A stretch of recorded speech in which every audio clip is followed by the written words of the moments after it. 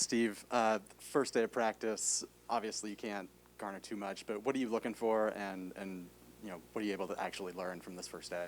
I think the big takeaway for me, both from last night, team meeting and dinner, and today's practice was just a great vibe, really good energy. Everybody's excited to be here, excited to be playing together. Everyone's excited that Clay is out on the floor.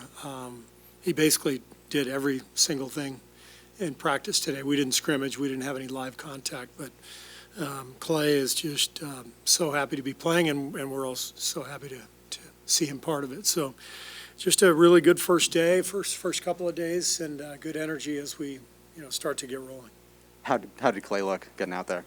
Clay looked great. I mean, shooting the lights out, and his team won the daily shooting competition, and he was smiling, laughing, and joking around. It was really fun to see the old Clay back.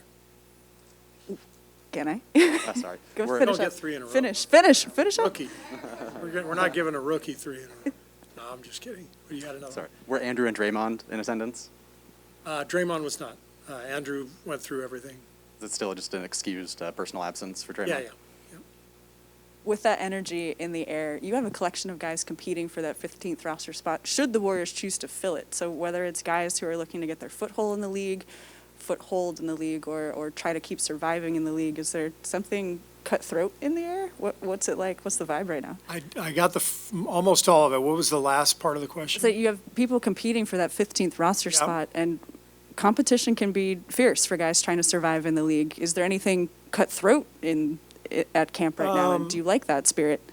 Yeah, I mean, I think, when you get to this point in the NBA, where those guys are. I mean, Avery and Langston have been in the league for a long time, and Gary has been on the cusp, and, but they're all veterans. They've all been around. And it's, you always have to walk that line. You've got to compete and do everything you can to earn your spot, but you got to support your teammates and be a great teammate, and all three of those guys are exactly that. So really fun to see Langston and Avery both looking good out there, and Gary will join us as soon as he's healthy. What do you think about the people who have returned? Of course, the biggest example would be Andre, but you also have Jordan Bell. Kind of a testament to not burning bridges. You never know where you might end up. Yeah, it's great to see Jordan. He knows our style. He knows our personnel, our terminology. So he's really a great fit for us. And I thought he had a good day of practice, just like he's been really good all summer long working with our guys. Andre, just so good to have him back, for his leadership and mentoring in the locker room, but also for, everything that he brings on the court. So really fun to finally get started. Just quick on the Andrew front, no update on. No update. Okay. With Draymond, you're obviously going to play him a lot more at center this season than you have in the past. Why are you more comfortable now doing that than maybe you had been? It just feels different. The league feels different to me than 5-6 years ago. It's I don't know when our personnel is different too, but we had a really good formula when we were winning championships and going to the finals. We didn't have to play Draymond at the 5. We had really good centers, guys like Andrew Bogut and David West and JaVale McGee. So we could play big for good stretches of the game, which was great for our defense, and then kind of hit teams with a small lineup as a counterpunch. And it's different now. There's more and more small lineups out there. Our personnel is different. Every team has more shooting, so you got to cover more ground, which is something Draymond is really good with. And then when we're on offense, we want to have more shooting as well. So, putting him at the 5 and running pick and roll with him, with Steph, and having shooters around those guys, it's pretty tough to guard.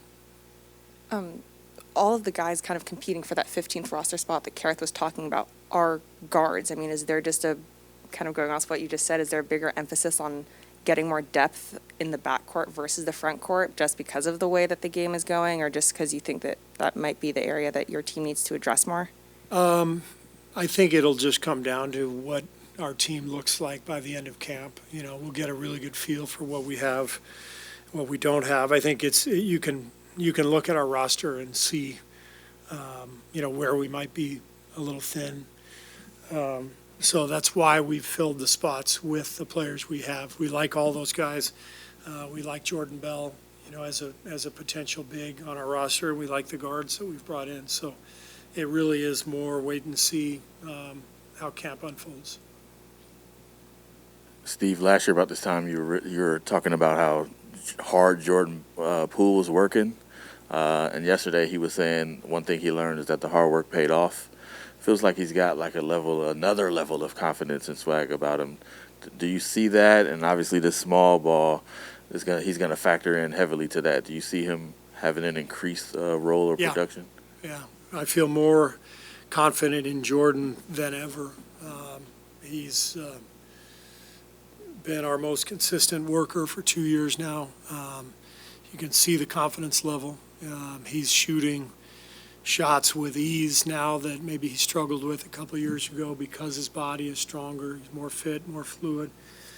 I think what I've challenged him with this year is to get better defensively, just like he made the leap offensively last year.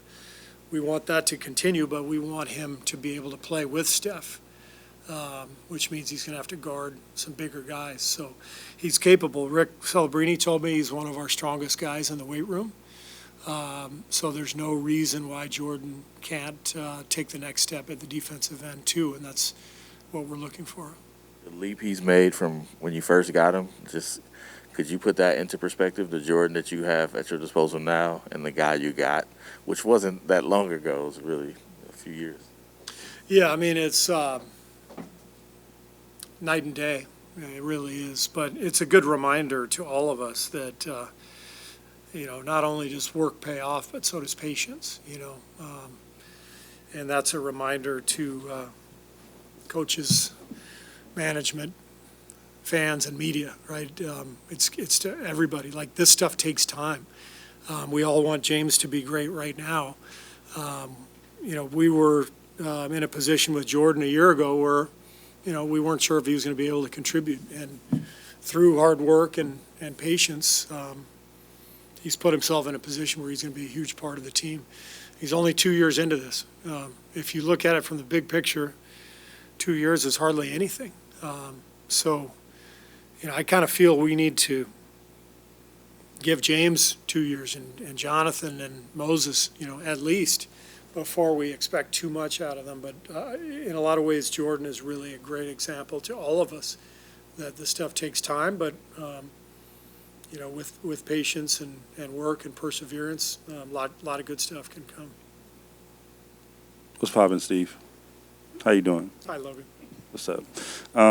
Bob said yesterday that Draymond was probably be back in a few days. Do you have a better idea of when he will be back, like maybe tomorrow or the day after? Do you have any more clarity on that?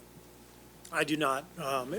We've been in touch with Draymond over about the last week, and obviously we'll keep his personal stuff private, and but he's got an excused absence until he is ready to come up, and we'll be here working, and we're looking forward to getting him back. But I don't have any updates. Obviously, you guys have an understanding. You and Draymond as a team, you guys have that. But is it frustrating that he isn't here? I mean, considering he is missing a practice. No, because of the nature of what what's going on. It's like certain things always take precedence over a basketball game. So. Steve, just to follow back up on Clay, you've talked about it a lot the last couple of years, but what kind of lift does it give everybody else to see him out there again, knocking down shots, and yesterday bouncing around in good spirits given what he's gone through. Yeah, I mean, part of it is just his spirit and his energy and his joy, and then a big part of it too is, yeah, we got Clay. Like that confidence level as a group. We're getting Clay back. That makes us all feel better, and that's the sense that I have from our guys, that it's all of the above. We're going to talk to Avery and Chris here in a moment. What can you tell us about those guys? What do you like in Avery's game? And same question about Gioza. Avery's been a pro for a long time, and he's been one of the best on-ball defenders in the league. Great off-ball cutter, good three-point shooter, very, very good NBA player. So, and he's only 30. So, if he's healthy, he should be in this league for many years to come. Chris, Kenny Atkinson actually first told me about him, probably when he was still with Brooklyn. Kenny and I have stayed in touch over the years, while he was the Brooklyn coach and after, and, we talked personnel, and he told me about Chris a while back. He's just a big fan, and I can see why. He's tough, very defensive-minded. He's strong. I think smaller guards these days have to be fire hydrants, in order to survive. You've got to be able to guard pick and roll and get into the ball, and Chris does all of that. He's also an excellent passer. Really fun to watch him run pick and roll. So he's a good player. Steve, over here. With Andrew's uncertain status, wondering how you practice with that. In other words, not knowing whether he'll be available for you for 82 games, do you try and practice around him at times? Do you have a contingency that you want to activate, or do you do that after you get to that bridge? Yeah, there's no sense in speculating right now. In an NBA season, what I've learned is a million things happen, and you just adapt on the fly. If you tried to get ready for every contingency, you'd be running around in circles. So Andrew's practicing. He looks great. He's in good spirits. His teammates love him. Coaches love him. We're happy that he's in the building, and we're all just working and getting ready for the season, and we'll adapt accordingly. Follow up. Do you already have sort of an idea of what you want to use, how you want to use Andre in terms of minutes and just where he'll fit in with your rotation? Well, he'll fit in anywhere we put him. That's the beauty of Andre. I imagine we'll give him nights off during the year. I mean, we were doing that a few years ago. He's not going to play 82. We'll pick his spots. We want him, at his best for the playoffs. But we know we got to get there first, and we've got to develop a good team, and we've got injuries early on. So that's something we're going to have to plan for as we go. But there will definitely be a minutes and a game playing plan that we'll put together with the training staff. Steve, talking to Clay yesterday after we saw you, he reflected on so many things in the world and how he grew up a privileged person of color, and he has a better appreciation now for the struggles that so many people go through, and just he sat in here and talked for a long time on that and many other things. Have you seen that kind of come out of him in the last 2 years, as something he loves so much has been taken away, and he's I don't know if he's broadened his perspective on life, but it sure seems like it. Yeah, he definitely has. Everybody knows the side of Clay that he has led on over the years. The prankster, the happy-go-lucky guy with the dog, but we've all known that there's great depth to Clay, and it sort of sounds counterintuitive because we all just almost think of him as this caricature in some ways. We just laugh with him, but there's an expression my mom used to use, still waters run deep, and I think it applies to Clay. He's really a deeply emotional person. He may not show it, but he's deeply compassionate and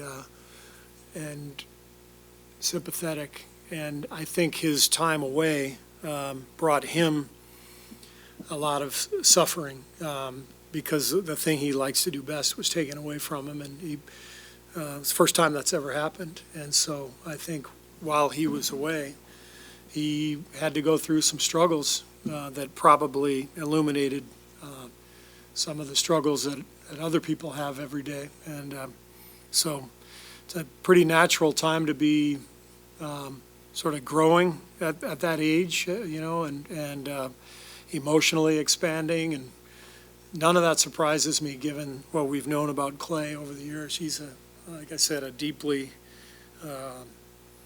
compassionate, aware person. He just doesn't always show it to the world. I'd like to follow up on Jordan Poole being one of your most consistent workers, or the most, I believe you said. Has that come with additional maturation? And I don't want to call him immature, I'm just calling him young. But have you seen him wrap his arms around what it means to be a pro and do the work? Yeah, I saw it when the pandemic started a year and a half ago. That's when it all started to happen for him. As soon as we were able to come into the gym, he was in the gym every single day. And he had experienced a rough rookie year. We had to throw him into the deep end. He wasn't ready for it, but we had no choice with all of our injuries, and he saw what he was up against. And it's like, okay, I got to work. I got to go to work. And from that moment on, he was first one in our gym when we opened the gym back up. And he's been, as I said, our most consistent, present worker here in the building. We got a lot of hard workers, but a lot of the guys work at various spots.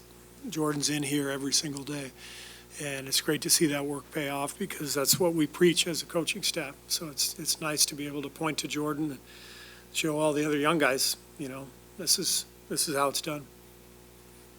Steve, we all know vaccines are a hot topic. Kareem Abdul-Jabbar said yesterday he doesn't think players should be allowed on rosters if they're not vaccinated. Is that a position you agree with or have an opinion on? I believe in the vaccine. Our team believes in it. We are living in a world where everybody is divided. Everything becomes a political tool. You say one thing and it gets weaponized either for you or against you. So you have to navigate all this stuff delicately. So, I would say that we try to treat everybody with respect. Yeah, I think that's all we can do is respect each other and try to communicate on a really sane level and just see where everything goes. What do you think about the city's mandate that you guys have to get it, and also the fact that visiting players technically do not? Well, I'm a basketball coach, so I lean on science. I lean on the experts. We're, a year and a half into this thing, and people are still dying. People are still getting sick. So whatever the experts suggest, then that's what I would follow along with. This is not my area of expertise, so I just try to base it on the research that's out there, and I support whatever is going to help us all stay safe and get through the pandemic. Steve, you got 3 new coaches to your roster, your staff. How would you describe their roles beyond their titles, and what have you seen so far from the 3 of them? Well, we've got Kenny Atkinson, who's got head coaching experience. He's great energy and a sort of a contrarian and outside the box thinker, which I really like. I love that he comes in here with head coaching experience because he knows what I'm going through each day, and he's been there and he can give me great advice. Jama is in charge of our player development program. Great energy, great leadership skills. Really done a great job of leading the development team. He's brought a lot of energy and charisma and ideas. Dayon brings a lot of expertise, a lot of humor. He's a really, really good guy. He's just a fun-loving, big Serbian. He's got head coaching experience, 7 or 8 years as a head coach in Serbia, working with James every single day. James loves him. So, and then I would be remiss if I didn't mention Chris Weems as well, coming over from Santa Cruz, where he has a couple years of head coaching experience where he did a phenomenal job.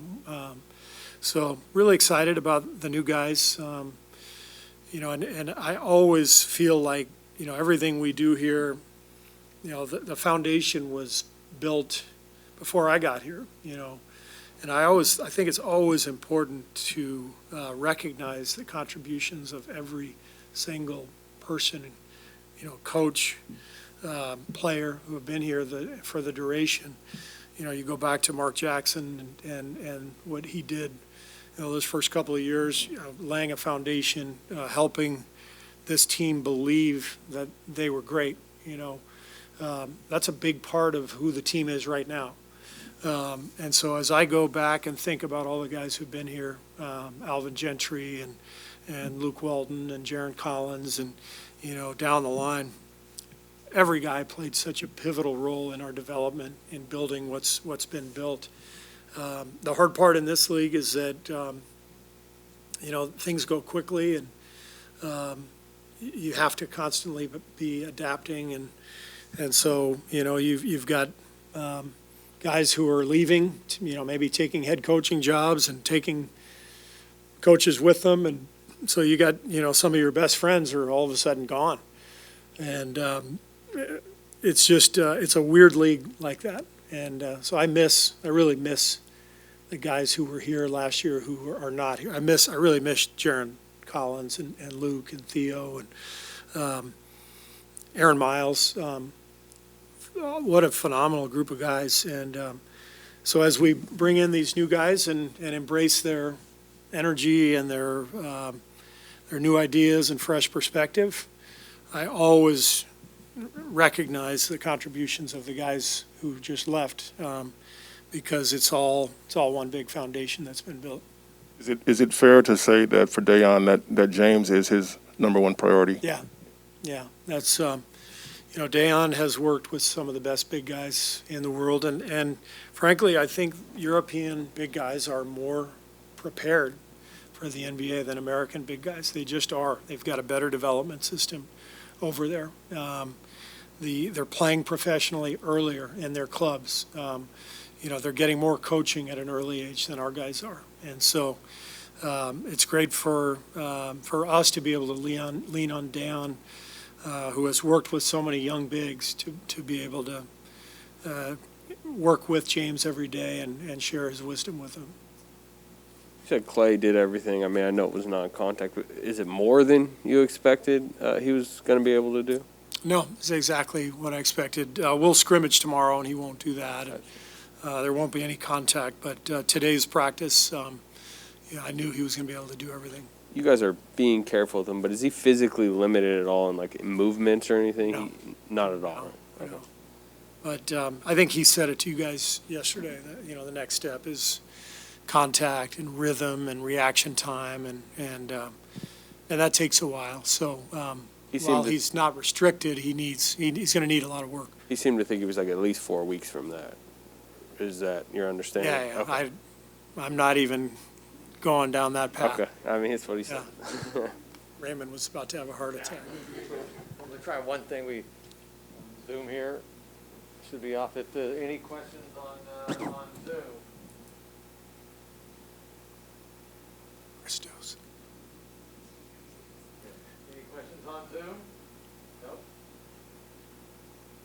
All right, Benjamin Cruz had his opportunity. He was off. What about Christos? Where's Christos? I miss Christos. Yeah.